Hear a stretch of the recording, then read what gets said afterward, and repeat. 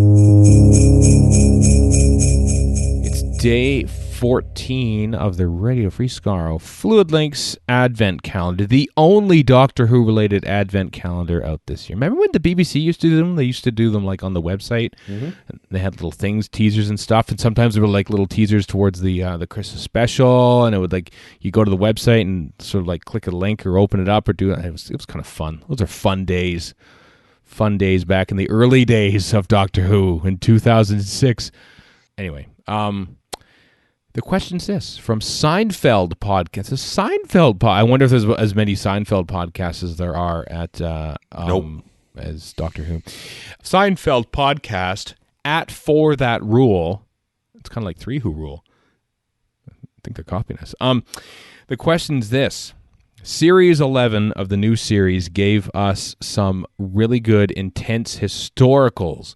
Which historical event or era would you like Jodie and the TARDIS team to visit next? I'll tell you what I wouldn't want.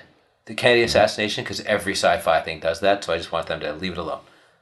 And also it's too close to Doctor Who came out, so there's that. Yeah. Well, that's why it's almost a natural, and they haven't done it yet. It'd be kind of cool. And then instead of having to stop the JFK assassination, they'd have to we have to ensure that Doctor Who goes out slightly delayed and nobody will remember it, so it can be repeated the next week. That would be a little too self-referential, though. Probably. I'd like to see any of the Doctors, really, but I think specifically 13 would be good. At the founding of America, just to take the mickey out of the whole business. It'd be kind of fun to watch the Brits, and especially since they're Brits, so they're inherently the enemy. So there'll just be a lot of that. Because they've never really done any colonial America type stuff. So it'd be kind of interesting to see what they would do with that. You know what? I said this often, in that, when America is responsible for telling its own stories, and you have, people are like educated from this basically from birth, it's tough to find any just sort of catch-all, like, here's what happened in the American Revolution and stuff, because everyone just assumes that you already know this, having learned it in school and stuff. So I've never been able to find a good documentary or any televisual entertainment, because I don't read books, that deals with this. So actually, I would appreciate a 45 to 50-minute Doctor Who episode summing up the entire thing and making it be aliens who actually tipped tea into the Boston Harbor or something like that. I would kind of appreciate that a little bit. So yeah, I'm with you, Warren. In fact, make them inadvertently spill tea in the Boston Harbor and go, oops, what have we done? That was my tea. In fact, maybe the tea is kind of like a post-regeneration thing or something, just like it was in Christmas Invasion. Ties in. And I'd like to see Capaldi's Doctor handle that, because I think he would tell the Americans what for. I think he probably would. Yeah, I'm intrigued by any, they dealt with it a little bit in Witchfinders, I suppose, with Jodie being a woman and like her obviously not being treated as well as the men back in those days. But I feel like that was the only time that they sort of dove into those sort of politics and stuff. And I think maybe during other the other few times in history that women have had it rough, maybe Doctor Who could visit one of those rare occasions that it's actually been wide open. Maybe like the women's rights marches in the late 60s or early 70s or something like that, or ancient something. Egypt. I don't think they've done anything with ancient Egypt. Then that'd be interesting. And shoot it in Egypt. Dalek's master plan. Yeah, for 2 episodes. Yeah, but barely. I mean. Yeah.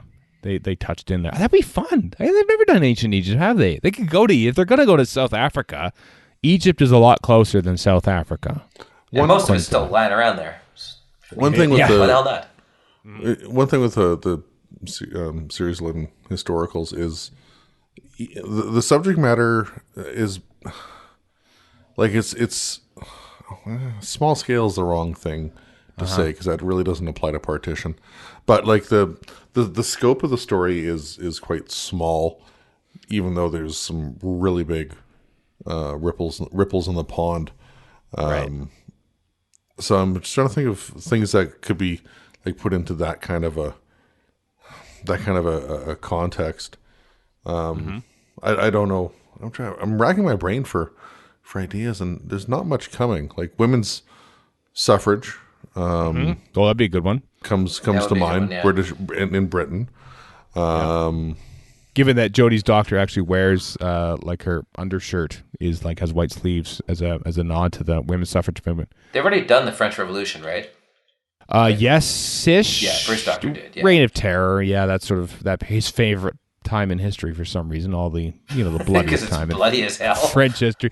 I tell you what, I've lamented this in the past. Anyway, they should go anywhere with like frocks. They should go into like the Regency era, so that there could be lots of great costumes and stuff. Doctor Who hasn't really existed in the Regency era that much, or at least not as much as some people think they probably should.